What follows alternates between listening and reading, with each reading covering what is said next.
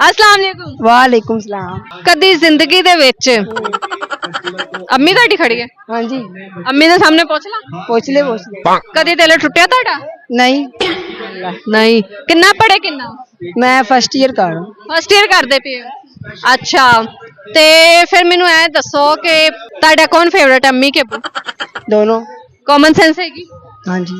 मैनू ऐ दसो कि ਉਹ ਕਿਹੜਾ ਡਰ ਹੈਗਾ ਜਿਹੜਾ ਔਰਤ ਨੂੰ ਖੂਬਸੂਰਤ ਬਣਾ ਦਿੰਦਾ ਹੈ? केड़ा डर है जेड़ा औरत नू खूबसूरत बना देंदा है? कोई भी डर नहीं है, औरत हुंदी नहीं खूबसूरत, सारा मेकअप दा कमाल हुंदा है। औरत खूबसूरत ही नहीं हुंदी, सारा मेकअप दा कमाल है। हाँ जी, ਇਹ ਤੁਹਾਨੂੰ ਕਿੰਨੇ ਦੱਸਿਆ ਹੋਇਆ? ए मैं आप वेख्या सच्ची अखां ना।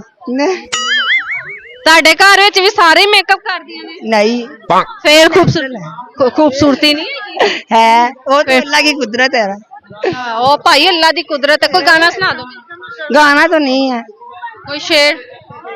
शेर सुना देते हैं। धड़कनों को भी जगह दीजिए सरकार, आप तो पूरे दिल पर कब्जा किए बैठे हैं। ਕੀ ਬਣਨਾ ਜੀ? मैंने वापडा में जाना है। ਵਾਪਡਾ ਵਾਲੇ ਨੂੰ ਗਾਲਾਂ ਬਹੁਤ ਪੈਂਦੀਆਂ ਨੇ। कोई गल नहीं। ਕੀ ਸੋਚ ਕੇ ਵਾਪਡਾ ਦਾ ਸੋਚਿਆ ਤੁਸੀਂ? वापडा में एक्चुअली मेरा भाई भी वापडा में है, मेरे बाबा भी वापडा में थे, तो इसीलिए बस। ਉਹਨਾਂ ਨੂੰ ਕਿੰਨੇ ਵਾਪਡਾ ਚ ਸੁੱਟਤਾ? मेरे दादा। ਕੱਲ ਤੇ ਵਾਪਡਾ ਵਾਲਿਆਂ ਨੂੰ ਗਾਲਾਂ ਹੀ ਬਹੁਤ ਪੈ ਰਹੀਆਂ ਜਿੰਨੀ ਬੱਤੀ ਜਾਂਦੀ। बस देख ले, आपका करम है, आप निकालते हैं हम सुन लेते हैं। ਅੱਛਾ ਤੁਹਾਨੂੰ ਕੋਈ ਫਰਕ ਨਹੀਂ ਪੈਂਦਾ? नहीं हमें कोई फर्क नहीं। तुम्हें अब आदत हो गई है ना, ਗਾਲਾਂ तो ਸੁਣ। आदत सी हो गई। ਅੱਛਾ ਤੁਹਾਡੇ ਘਰ ਦੀ ਬਿਜਲੀ ਫ੍ਰੀ ਹੈਗੀ ਆ? हाँ जी, फ्री है, 4 एसी चलते हैं। ਵਾਹ ਕੋਈ ਬਿੱਲ ਨਹੀਂ? नहीं कोई नहीं। ਮੋਜਾਂ ਤੇ ਤੁਹਾਡੀਆਂ ਨੇ। हाँ जी, ਹੈਂ? ਤੁਸੀਂ ਇੱਕ ਤਾਰ ਸਾਨੂੰ ਵੀ ਦੇ ਦਿਓ ले ले। ਏਸੀ ਦੀ। हाँ जी, ਫਿਲਹਾਲ ਤੇ ਹੀਟਰ ਦੀ ਦੇ ਦਿਓ, ਸਰਦੀ ਹੈਗੀ। इन्वर्टर लगवा लेना, सर्दियों में भी काम आएगा। ਇਨਵੈਂਟ इन्वर्टर ਭਾਈ ਨਾ ਉਹੀ ਲੱਗਾ ਹੋਇਆ ਹੈ। सही। ਦੋ ਏਸੀ ਲੱਗੇ ਨੇ।